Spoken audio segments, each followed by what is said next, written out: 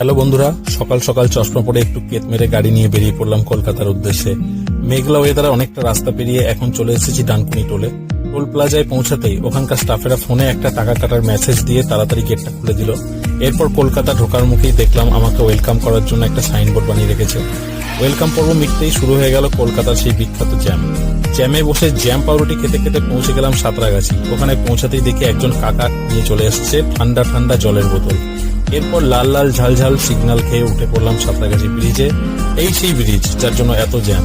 Bridge থেকে নামতেই দেখতে পেলাম নবান্ন, এটাই আমাদের মুখ্যমন্ত্রীর অফিস। নবান্ন পেরোতেই আমাকে জেড প্লাস সিকিউরিটি দিতে সামনে চলে এলো একটা কালো রঙের অডি গাড়ি। কালো অডির পেছনে চলতে চলতে উঠে পড়লাম লন্ডনের সেই বিখ্যাত ব্রিজে। সরি বন্ধুরা, মজা করছিলাম। এটা হলো দ্বিতীয় হুগলি সেতু।